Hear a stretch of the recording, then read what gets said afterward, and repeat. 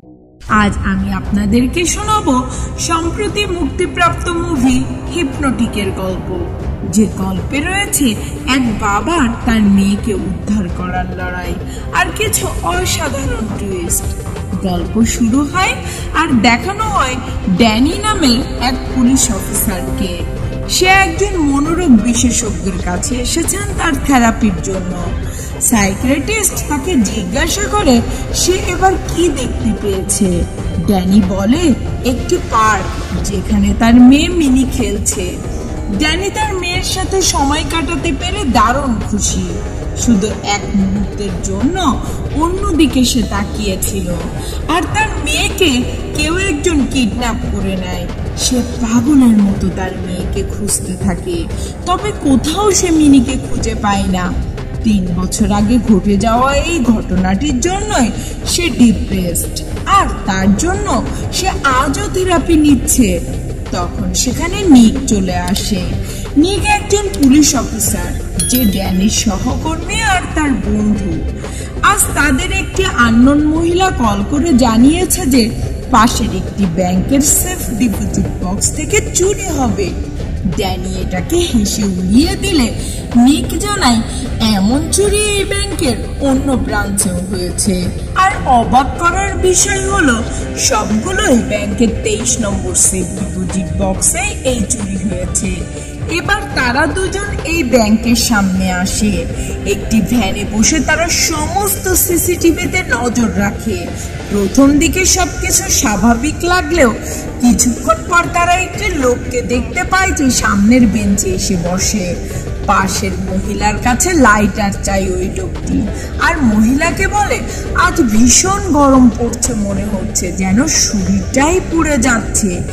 এই বলে লোকটি ওখান থেকে চলে যায় ব্যাংকের 2 গার্ডের কাছে এবং তাদেরকে কিছু একটা বলে, আর সবাই যেন তখন হিপনোটাইজ হয়ে যায়। ড্যানি বুঝে যায় এটাই সেই লোক যে ব্যাংকে চুরি করতে এসেছে। তাই ড্যানি সোজা ব্যাংকে গিয়ে একটি লকার খোলার বাহানায় ভেতরে যায়, আর 23 নম্বর লকার খুলে দেখতে পায় তাতে তার মেয়ের মিনির ছবি রয়েছে, যাতে লেখা রয়েছে ডেল রেইন নাম। ডেল রেইন আর কেউ নয়, ওই লোকটাই যে এই ব্যাংকে ডাকাতি করতে এসেছে। এদিকে ডেল রেইন ব্যাংকে এসে সেখানকার এমপ্লয়িকেও হিপনোটাইজ করে ওই সেফ বক্সটিকে আনার জন্য। ওই কর্মচারী লকার খুলে বক্সটা আনার সময় ড্যানি তাকে গান পয়েন্টে রাখে, তবে এতে এই কর্মচারী বিন্দু মাত্র ভয় পায় না। ড্যানি অবাক হয়ে যায়। তখন গার্ড দুজনে এসে ড্যানিকে গুলি করে সেখান থেকে বেরিয়ে যায়, তবে ড্যানির কিছুই হয় না, কারণ সে বুলেট প্রুফ জ্যাকেট পরেছিল। এদিকে ওই মহিলা যাকে ডেল রেইন বলেছিল আজকের গরমের কথা, সে রাস্তাতে তার জামা কাপড় খুলতে শুরু করে। তার মনে হচ্ছে গরমে তার সমস্ত শরীর পুড়ে যাচ্ছে। ডেল রেইন মূলত তাকে এই কথা বলেই হিপনোটাইজ করেছে।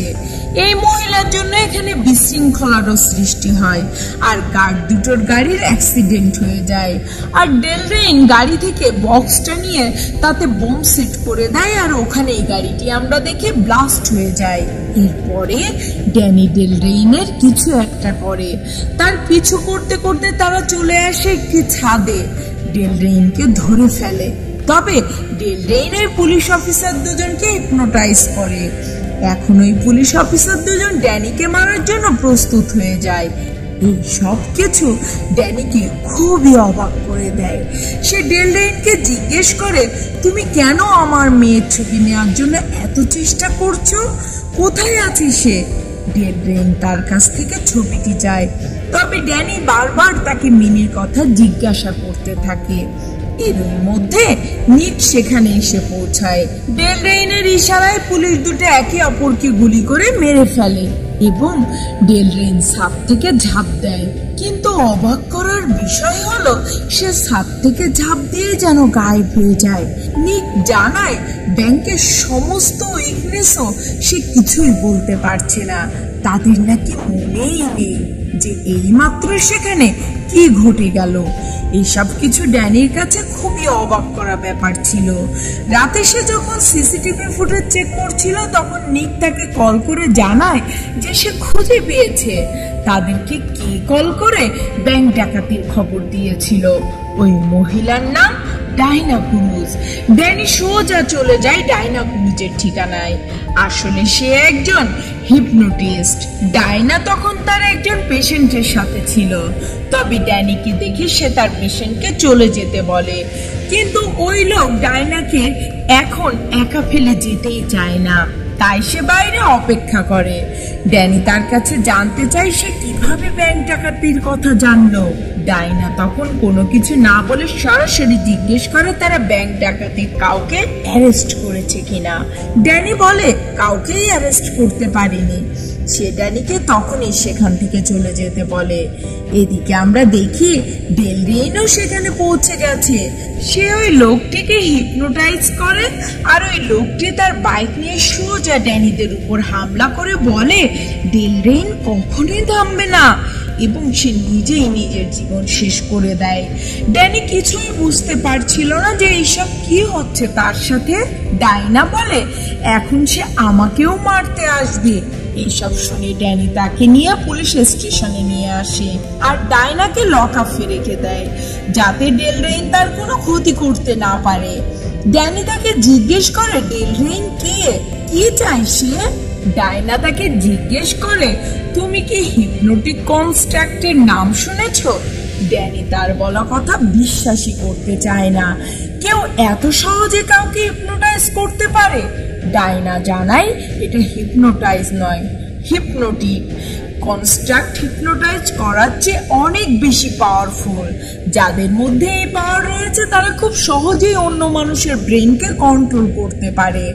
যেভাবে এক কথায় ওই মহিলার রাস্তায় তার জামা কাপড় খুলতে শুরু করেছিল।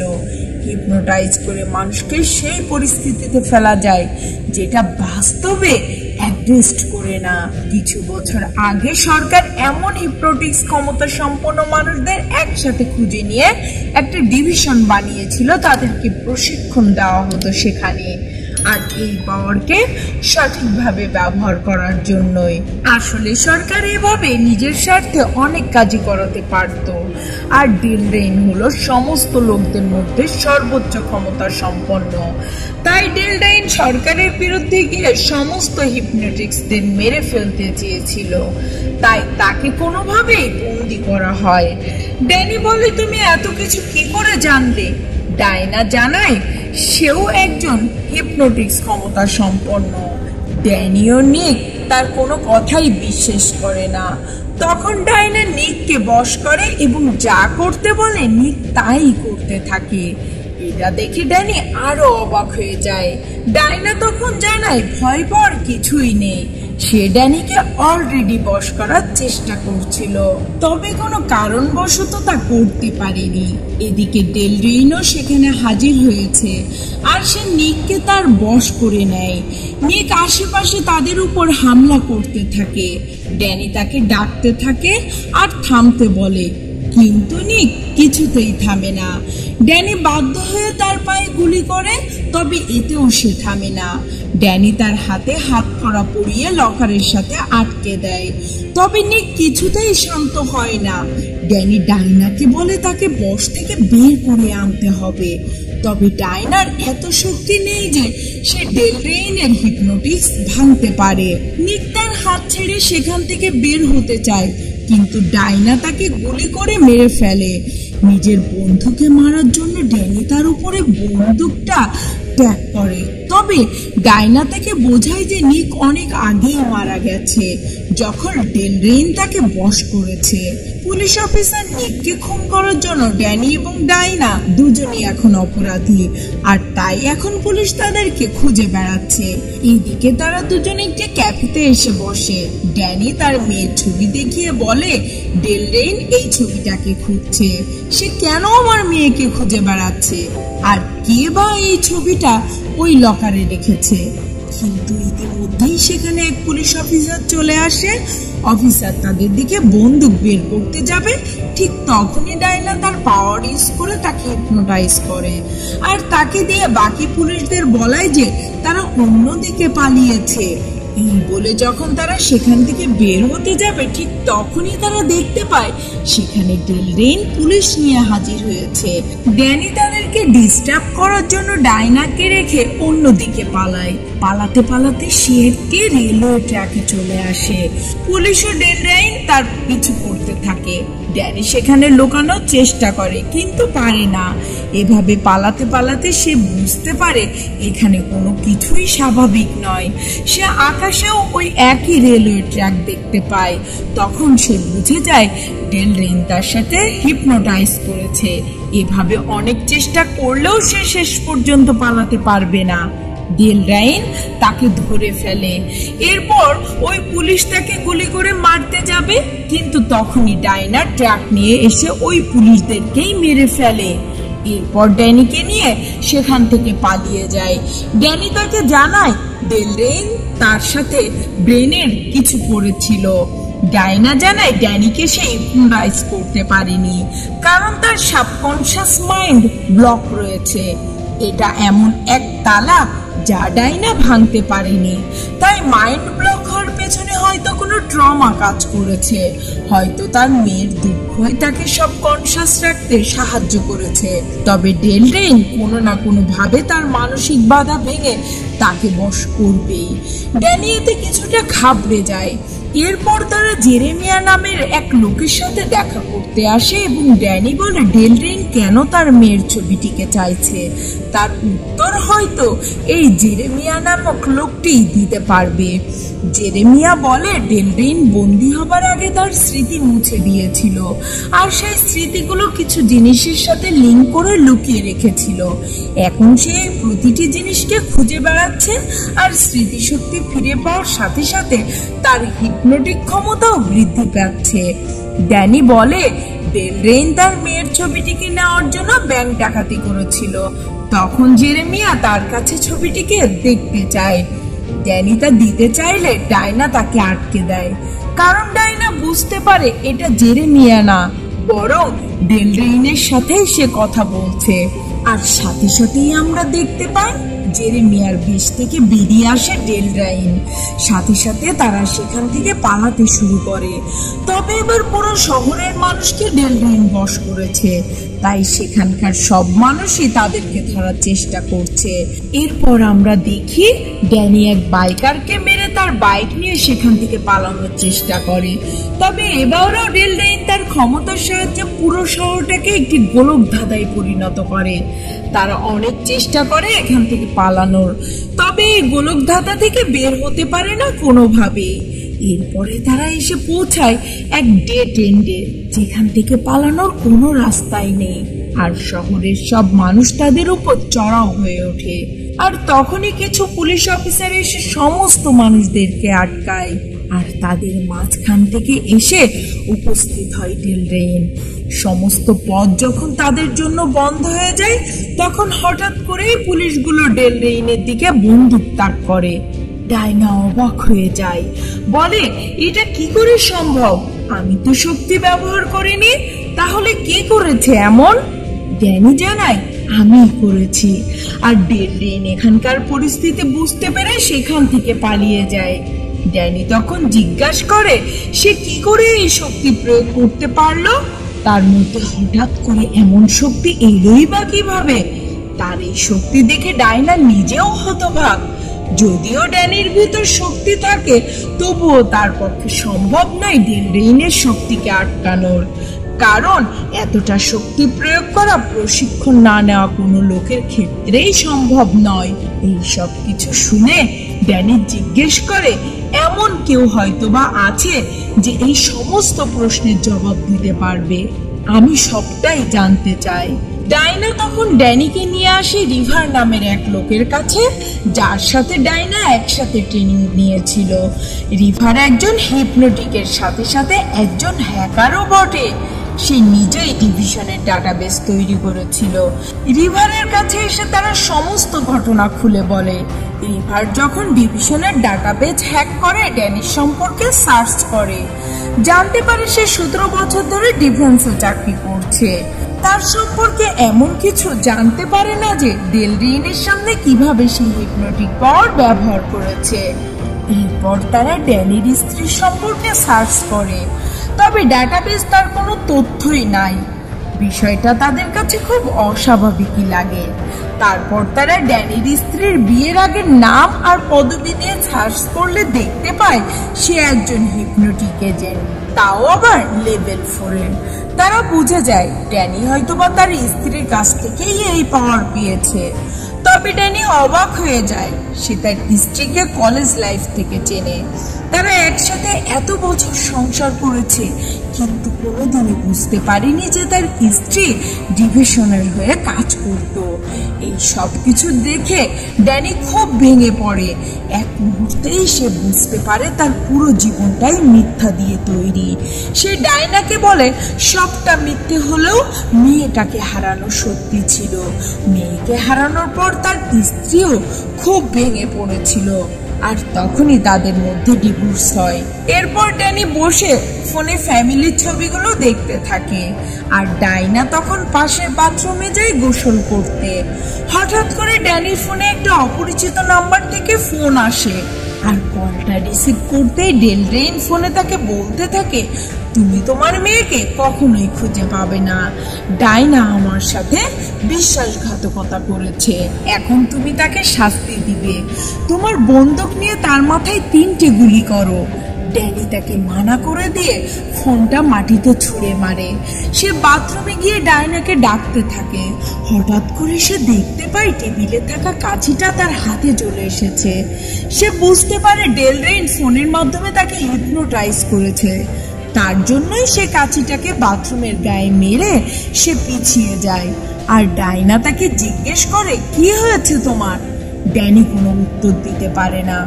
ড্যানি দেখতে পায় হঠাৎ করে বাথরুমের গায়ে মারা ওই কাঁচিটি আবার তার হাতে চলে এসেছে।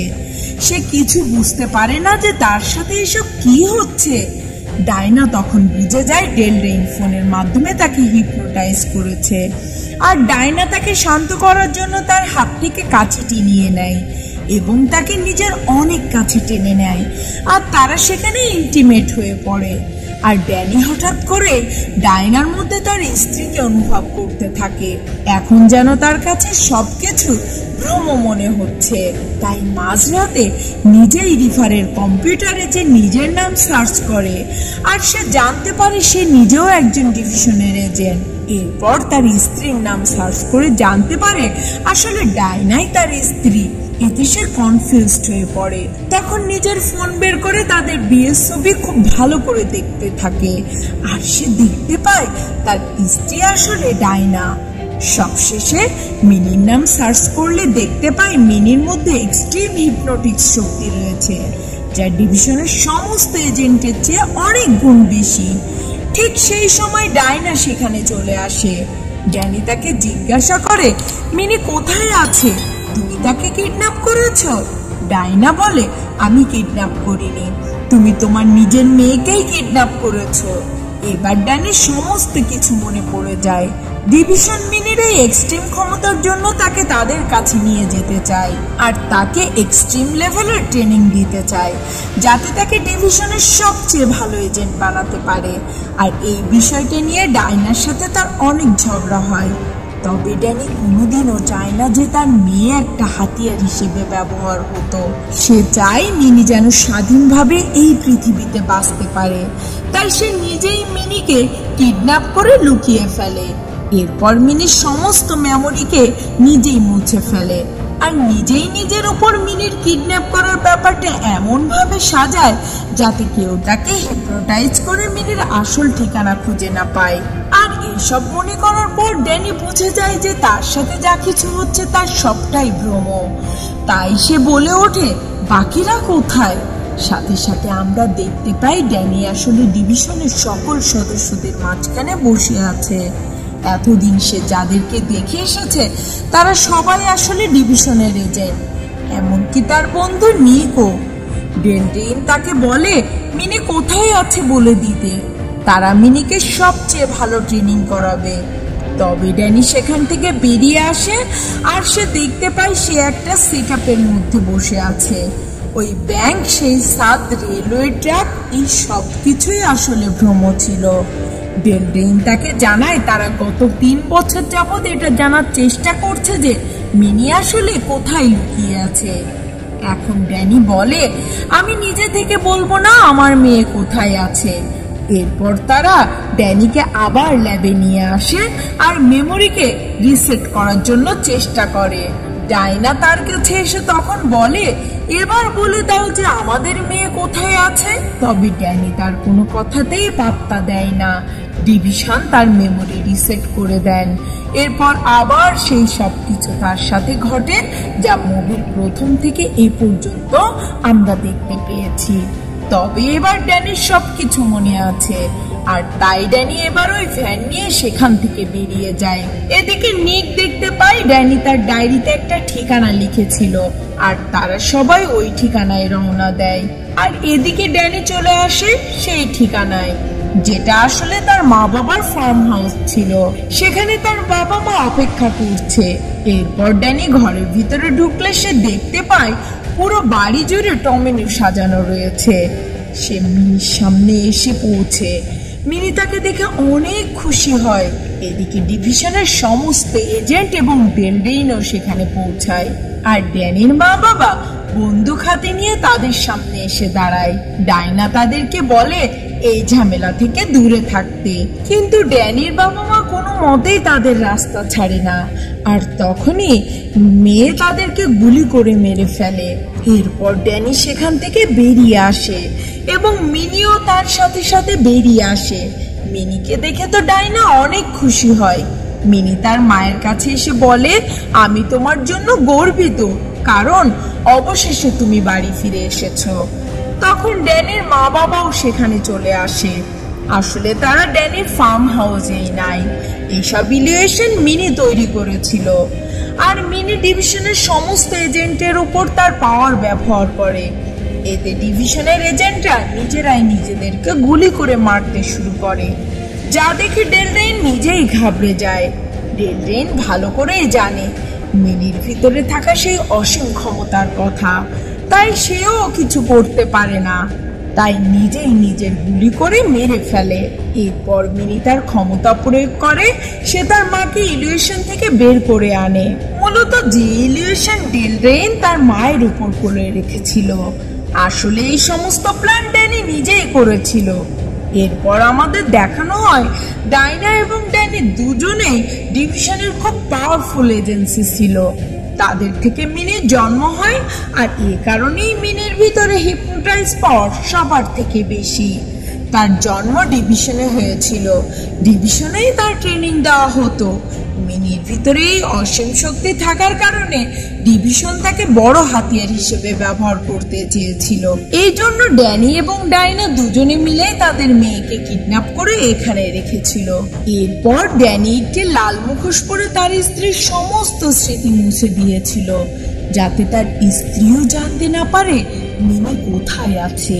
আর এই সমস্ত প্ল্যান করে আজ মিনি এই ডিভিশনের হাত থেকে মুক্তি পেয়েছে। সম্পূর্ণ ডিভিশনকে মিনি ধ্বংস করে দিতে পেরেছে। এরপর আমরা দেখি ড্যানি, ডাইনা এবং তাদের মেয়ে মিনি হেলিকপ্টারে করে চলে যায় তাদের শান্তির জীবন কাটাতে। তবে সবশেষে দেখানো হয় ড্যানির বাবা মৃত অবস্থায় পড়ে রয়েছে। আর ড্যানির বাবার বেশি এতক্ষণ যে ছিল সে আসলে ডেলড্রেইন যখন বুঝতে পারে যে সে এখানে জিততে পারবে না, আর তখনই সে নিজেকে ড্যানির বাবার রূপে রূপান্তর করে ফেলে আর ড্যানির বাবাকে নিজের রূপ দেয়। এর ফলে ড্যানির বাবা মারা যায় আর ডেলড্রেইন জীবিত রয়েছে, আর সে এখন ড্যানিদের পিছু করবে। আর এখানেই এই মুভির গল্পটি শেষ হয়ে যায়। তো বন্ধুরা, কেমন লাগলো আমাদের আজকের মুভির গল্পটি? অবশ্যই কমেন্ট করে জানাবেন। আজ এ পর্যন্তই।